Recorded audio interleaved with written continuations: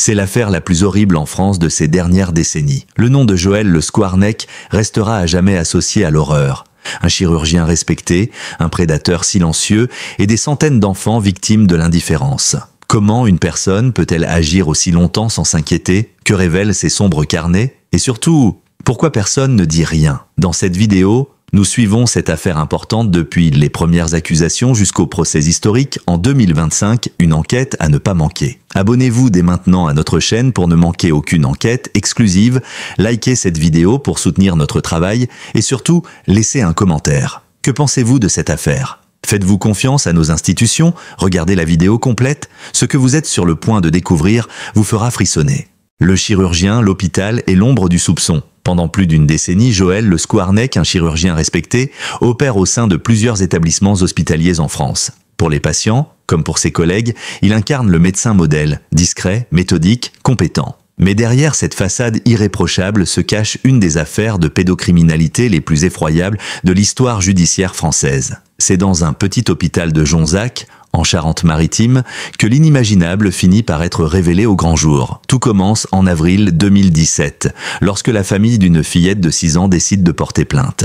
L'enfant accuse leur voisin, un homme âgé et à l'apparence respectable, de comportements déplacés. Ce voisin n'est autre que le docteur Joël Le Skwarneck. Ce signalement aurait pu n'être qu'un cas isolé, mais la suite de l'enquête va dévoiler un abîme d'horreur. Très vite, les enquêteurs perquisitionnent son domicile. Ce qu'ils y découvrent va bouleverser à jamais la perception du médecin. Dans un pavillon modeste, ils tombent sur une quantité sidérante de carnets, soigneusement rangés, dans lesquels Le Skwarneck a consigné des détails glaçants. Plus de 300 carnets remplis de confessions minutieuses, écrites de sa propre main, dans lesquelles il évoque des centaines d'agressions sexuelles, parfois sur des enfants de quelques mois à peine. Il y mentionne des prénoms, des dates, des descriptions cliniques d'actes odieux commis pendant plusieurs décennies. Les enquêteurs découvrent également un nombre important de photos, de films, de dessins à caractère pédopornographique, ainsi qu'un stock d'objets et de jouets d'enfants que Le Skwarneck aurait visiblement conservés comme des trophées. C'est un choc pour toute l'équipe policière.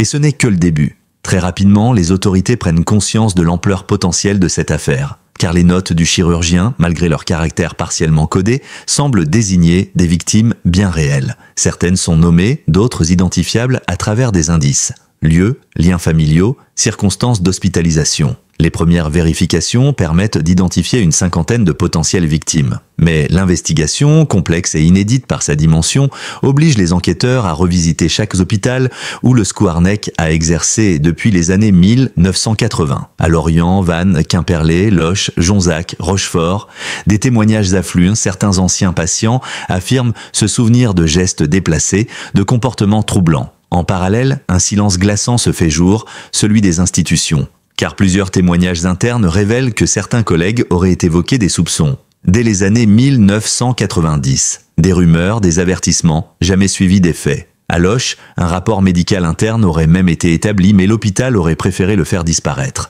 Le Skwarneck, au lieu d'être suspendu, aurait simplement été transféré discrètement d'un établissement à un autre. Ce système de déplacement en cascade, sans enquête approfondie, rappelle des pratiques déjà tristement connues dans certains scandales d'abus sexuels, notamment au sein d'institutions religieuses. Dans le cas de Le Skwarneck, cela signifie que pendant des années, un homme soupçonné d'abus a continué à travailler au contact direct d'enfants, parfois dans des services de chirurgie pédiatrique. En novembre 2019, alors que l'enquête progresse, le parquet décide de juger une première série de faits pour enclencher une procédure judiciaire rapide. Joël Le Skwarneck est renvoyé devant le tribunal pour 4 premiers cas d'agression sexuelle, dont celui de la fillette de Jonzac. Le procès s'ouvre en mars 2020 à huis clos devant la cour d'assises de Charente-Maritime. L'accusé, alors âgé de 69 ans, apparaît diminué, vieilli. Mais c'est surtout l'absence d'empathie qui marque les esprits. Interrogé sur ses actes, il admet certains faits en nie d'autres, évoque des pulsions irrépressibles, parle de souffrances intérieures. Il reconnaît aussi avoir fantasmé certains écrits de ses carnets, sans que cela ne puisse être clairement vérifié. Le tribunal le condamne à 15 ans de réclusion criminelle, une peine qui, à l'époque, paraît légère au regard de l'ampleur des suspicions.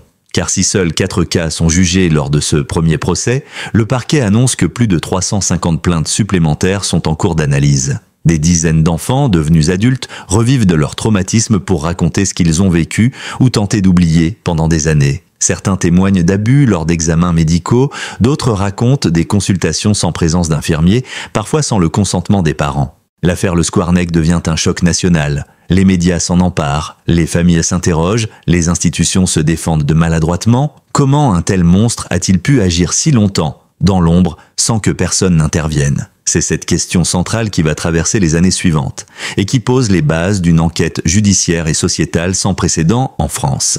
L'onde de choc judiciaire et les voix qui se lèvent. Au lendemain du premier procès, la France entière découvre avec stupeur l'ampleur du dossier Le Skwarneck. Ce n'est plus seulement l'affaire d'un médecin déviant, mais celle d'un système entier qui semble avoir failli à protéger les plus vulnérables. Les mois qui suivent la condamnation initiale voient affluer des dizaines de nouveaux témoignages, parfois très anciens, parfois venus de l'autre bout du pays. Un véritable travail de mémoire collective commence, douloureux mais nécessaire. Le parquet de Lorient, rapidement rejoint par d'autres juridictions, décide de coordonner les investigations sur les centaines de noms évoqués dans les carnets du chirurgien. Ces carnets, retrouvés dans sa cave et ses armoires, sont analysés mot à mot, ligne à ligne, par une cellule spéciale de la gendarmerie. Les enquêteurs doivent de croiser des notes codées avec des registres hospitaliers vieux de plusieurs décennies. C'est un travail titanesque. On découvre peu à peu que le Skwarneck a probablement sévi dans au moins 8 établissements de santé, parfois avec des enfants hospitalisés, parfois avec de jeunes voisins, voire des membres de sa propre famille.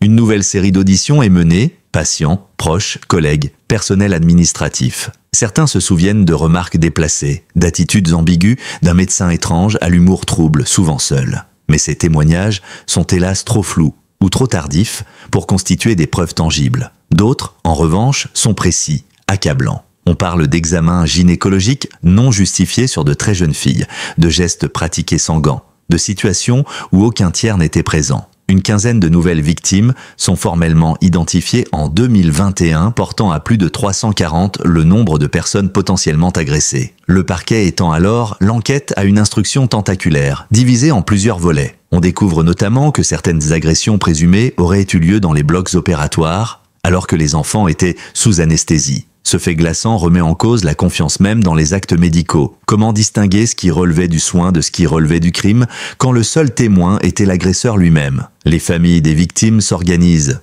Plusieurs collectifs voient le jour, des parents, autrefois démunis ou culpabilisés, prennent enfin la parole. Certains expriment leur colère contre les hôpitaux, d'autres contre la justice, d'autres encore contre eux-mêmes pour ne pas avoir su protéger leurs enfants. Le traumatisme est profond. Les enfants d'hier sont devenus des adultes marqués à vie et beaucoup entament aujourd'hui des démarches psychologiques, parfois pour la première fois. La justice, quant à elle, tâtonne, car le volume des accusations, leur ancienneté, la rareté des preuves matérielles rendent chaque cas difficile à instruire. Pourtant, face à la pression médiatique et publique, les magistrats poursuivent leur travail. En 2023, une nouvelle audience est envisagée, cette fois devant la cour d'assises du Morbihan. L'objectif, juger plus de 200 plaintes supplémentaires. Une audience hors norme qui pourrait durer plusieurs mois, mais l'affaire Le Skwarneck dépasse le simple cadre judiciaire. Elle devient un scandale institutionnel. Plusieurs rapports administratifs, rendus publics sous la pression de la presse, révèlent que des alertes avaient bien été formulées dans les années 2000.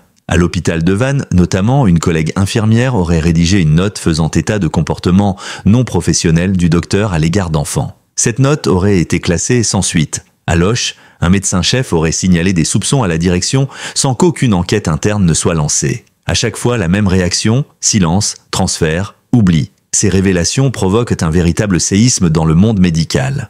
Le Conseil national de l'ordre des médecins se dit consterné et promet une réforme des signalements. Le ministère de la Santé commande un audit sur les procédures disciplinaires dans les hôpitaux publics. Mais pour beaucoup, c'est trop tard. L'institution médicale semble avoir, volontairement ou non, protégé un prédateur. Des voix s'élèvent, demandant une enquête parlementaire. En vain. La presse, de son côté, joue un rôle crucial. Des médias comme Le Monde, Mediapart ou France Inter consacrent des enquêtes fouillées à l'affaire. Des journalistes révèlent même l'existence d'un logiciel de gestion RH dans certains hôpitaux où figuraient des signalements internes sur le Skwarneck, jamais exploités. On parle alors de dysfonctionnement systémique, une forme de complicité passive où l'on préfère étouffer un scandale plutôt que d'exposer la vérité. Ce que révèle l'affaire, au fond, c'est la difficulté pour une société à regarder le mal en face, surtout lorsqu'il est incarné par une figure supposée bienveillante. Un médecin, un soignant, une autorité. Comment croire qu'un chirurgien, formé pour sauver des vies,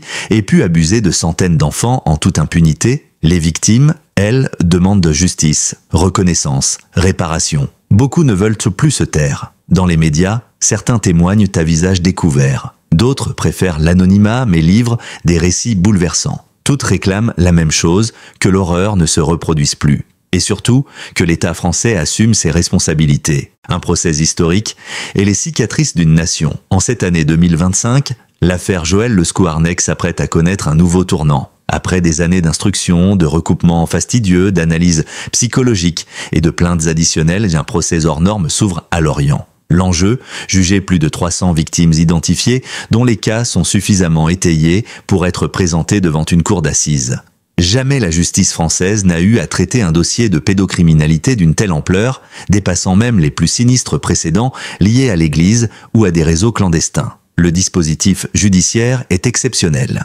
Une salle spéciale est aménagée pour permettre aux centaines de parties civiles, aux avocats, aux psychologues et aux représentants de la presse d'assister aux audiences. Certaines victimes choisiront de venir témoigner à la barre, d'autres s'exprimeront à huis clos ou à travers des lettres lues par leurs avocats. Toutes veulent enfin briser le silence, mais dans des conditions sécurisées, respectueuses de leur souffrance.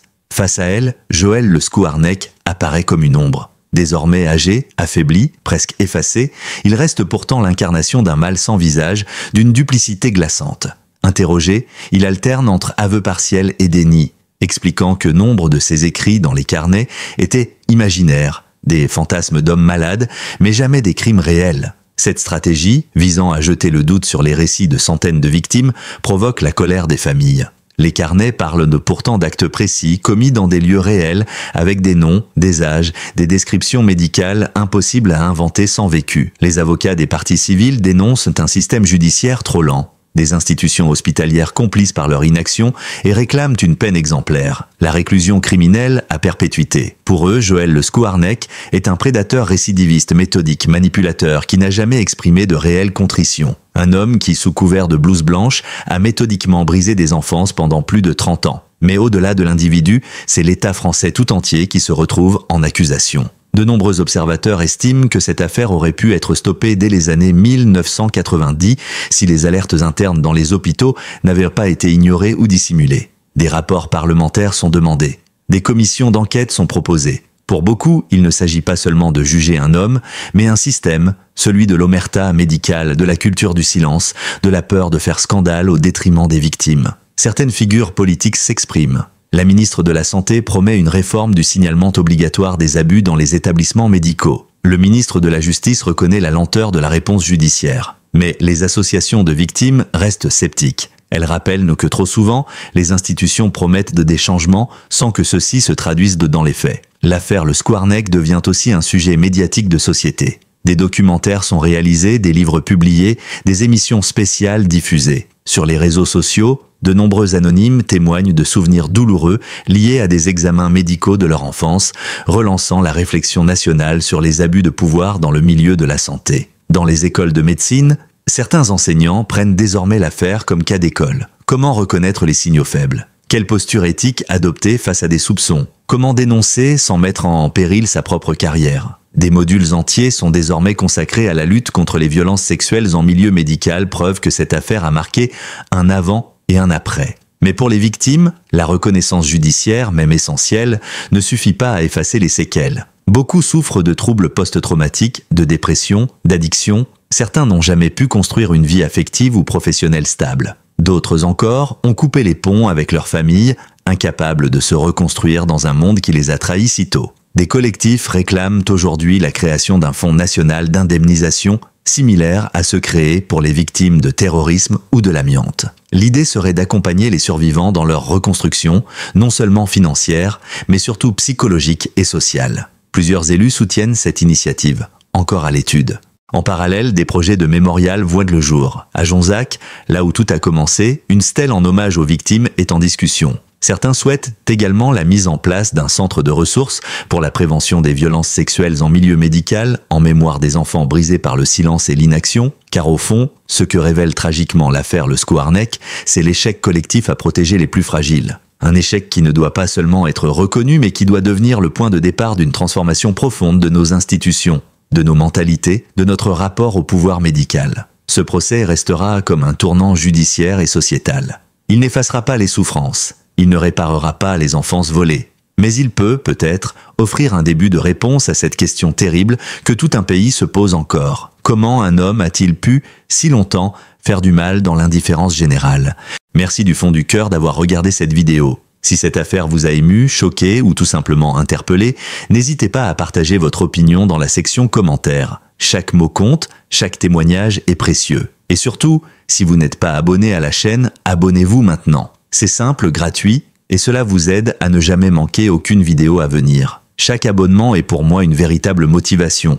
Un signal fort qui me motive à poursuivre ce travail d'enquête, d'analyse et de mémorisation. Ensemble, nous communiquons d'une manière différente, sérieuse et profonde. N'oubliez pas d'aimer la vidéo si vous l'aimez et de la partager autour de vous. À bientôt dans la nouvelle enquête. Merci pour votre soutien et surtout, prenez soin de vous et des autres.